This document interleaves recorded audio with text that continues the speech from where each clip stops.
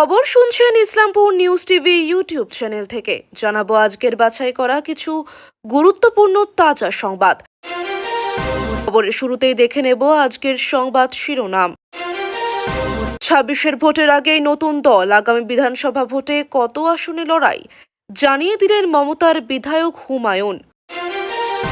তৃণমূলে ভাঙন, ভোটের আগে নতুন দল গড়ছেন সংখ্যালঘু নেতা।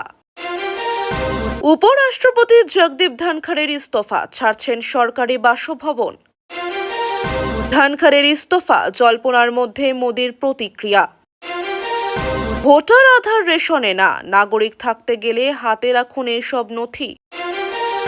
হাড়হিম গণধর্ষণ, জঙ্গলে নাবালিকাকে ছিঁড়ে খেল 3 বর্বর, পালাতেই ফের ট্রাক চালকের যৌন লালসার শিকার।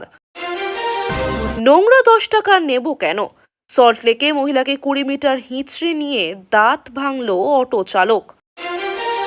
পিছন পিছন যাচ্ছিল বিএসএফ, বুঝতেও পারেননি তিনি। রানাঘাট স্টেশনে পাকড়াও হতেই মহিলার কাছ থেকে যা বেরোলো দাঁড়িয়ে দেখলেন সকলে।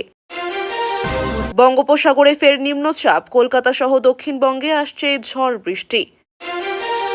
বাংলাদেশ থেকে আসা মানুষদের জমি দান, প্রশ্নের মুখে যোগী সরকার। আর কিছুই নিরাপদ নেই, ভারতের 7,500 কেজি বাংকার বাস্টারকে ভয় পাচ্ছে পাকিস্তান। 80 মিটার গভীরেও আঘাত হানতে সক্ষম। বডি ফুলে ঢোল, ভন ভন করছে মাছি, গন্ধে টেকা যাচ্ছে না, ও ঘুমোচ্ছে নির্বিকারে, বললেন মা।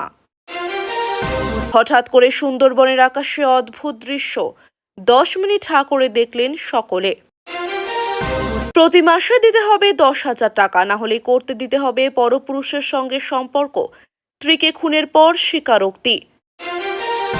এতক্ষণ শুনছিলেন সংবাদ শিরোনাম। বিস্তারিত খবর শোনানোর পূর্বেই আপনাদের কাছে করব একটি ছোট্ট অনুরোধ। আমাদের চ্যানেলে নতুন হয়ে থাকলে চ্যানেলটি সাবস্ক্রাইব করবেন। আসছে বিস্তারিত খবরে। বাঙালি সংখ্যালঘুদের মন বুঝতে কিছুদিন আগেই আলাদাভাবে সমীক্ষা করেছিলেন তিনি। 26-এর নির্বাচনের আগে রাজ্যে আরও একটি নতুন দল। 15ই আগস্টের পর নতুন দল করার ঘোষণা ভরতপুরের বিধায়ক হুমায়ুন কবিরের। জেলা নেতৃত্বের বিরোধিতা করেই নতুন দল করার সিদ্ধান্ত নিলেন হুমায়ুন। মালদহ, মুর্শিদাবাদ, 2 দিনাজপুর, নদিয়ায় 50 আসনে প্রার্থী দেবে হুমায়ুনের দল। হুমায়ুন স্পষ্ট জানিয়েছেন, মমতা বন্দ্যোপাধ্যায় ও অভিষেক বন্দ্যোপাধ্যায়ের বিরুদ্ধে ক্ষোভ নেই, কিন্তু তার অভিযোগ নেত্রীর নির্দেশও মানছে না মুর্শিদাবাদ জেলা নেতৃত্ব। হুমায়ুনের বক্তব্যে দল করে প্রমাণ করতে চাই চাষ বলদ দিয়েই হয়, ছাগল দিয়ে না।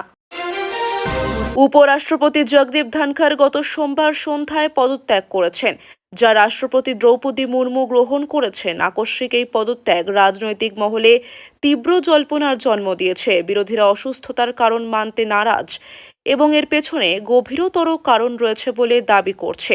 তবে প্রধানমন্ত্রী নরেন্দ্র মোদী এই বিষয়ে স্বাভাবিক প্রতিক্রিয়া জানিয়েছেন। মঙ্গলবার সকালে তিনি এক্স হ্যান্ডেলে উপরাষ্ট্রপতি সহ বিভিন্ন পদে ধনখড়ের দেশ সেবার কথা উল্লেখ করে তার সুস্বাস্থ্য কামনা করেছেন। উল্লেখ্য, পদত্যাগের দিন ধনখড়ের সংসদীয় বৈঠক আকস্মিকভাবে বাতিল হয়ে যাওয়ার কয়েক ঘন্টার মধ্যেই ইস্তফার খবর আসে, যা রাজনৈতিক অঙ্গনে আলোড়ন সৃষ্টি করেছে। পিছন পিছন যাচ্ছিল বিএসএফ, মহিলা বুঝতে পারেননি, তারপর ট্রেনে উঠে সোজা রানাঘাট। আর স্টেশনে তখন ওত পেতে বসে আরপিএফ। ব্যাস, তারপর আর কি, জালে পাচারকারী।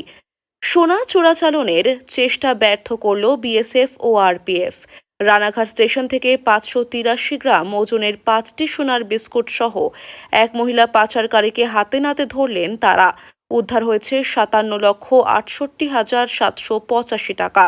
সম্প্রতি বিএসএফ এর হাতে তথ্য আসে, এক মহিলা ট্রেনে করে এক স্টেশন থেকে অন্য স্টেশনে যাচ্ছেন সোনা পাচারের জন্য। সেই তথ্য পেয়ে বিএসএফ জওয়ানদের একটি দল তাৎক্ষণিকভাবে অভিযান চালিয়ে সন্দেহভাজন ওই মহিলাকে ধাওয়া করেন। এরপর রানাঘাটের রেলওয়ে সুরক্ষা বাহিনীকে এই বিষয়ে জানান। এরপর আজ দুপুর 1টা নাগাদ আরপিএফ রানাঘাট মহিলার পরিচয় এবং বিবরণের ভিত্তিতে অভিযুক্তকে শনাক্ত করেন। তল্লাশির সময় মহিলার কাছ থেকে সোনার একটি চালান উদ্ধার করা হয়। অভিযুক্তের কাছ থেকে 5টি সোনার বিস্কুট উদ্ধার করা হয়েছে, যার মোট ওজন 583 গ্রাম। এদিন বিএসএফ এবং আরপিএফ যৌথ জিজ্ঞাসাবাদ করেন অভিযুক্ত মহিলাকে। তিনি স্বীকার করেছেন, সকাল 10:30টার সময় তিনি একজন ব্যক্তির কাছ থেকে ফোন পান। সেই ফোনে এক ব্যক্তি এই চালানটি পৌঁছে দিতে বলেছিলেন। বিনিময়ে তাকে 1000 টাকা দেওয়ার প্রতিশ্রুতি দেওয়া হয়েছিল। পরিকল্পনা মাফিক ওই মহিলা হরিশনগর হল্ট স্টেশন থেকে ট্রেনে উঠেছিলেন। সেখানে তাঁকে সোনার এই চালানটি হস্তান্তর করা হয়। এরপর তিনি এই চালানটি শিমুরালী স্টেশনে এক ব্যক্তির কাছে হস্তান্তর করতে বলা হয়েছিল। বিজেপি শাসিত রাজ্যগুলিতে যখন বাংলা বললেই বাংলাদেশি তকমা দিয়ে শুরু হয়েছে অত্যাচার, ঠিক তখন ভোল বদল যোগী আদিত্যনাথের উত্তরপ্রদেশের বাংলাদেশ থেকে আসা বাস্তুচ্যুত পরিবারগুলিকে জমির মালিকানা দেওয়ার নির্দেশ দিলেন মুখ্যমন্ত্রী যোগী আদিত্যনাথ।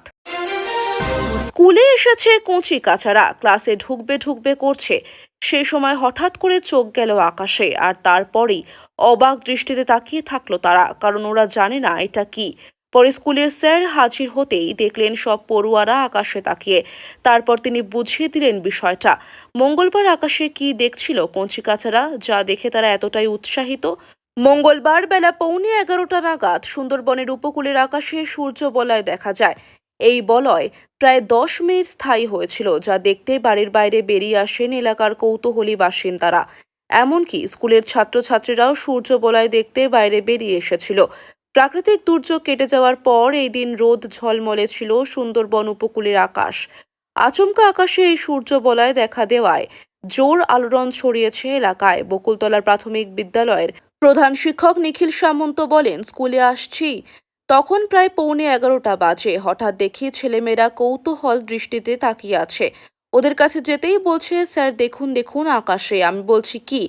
আমি বললাম, এটাকে সূর্য বলয় বলে। আমাদের সৌভাগ্য যে অনেকদিন পর এই বলয় দেখতে পেলাম। প্রায় 10 মিনিটের উপরে ছিল।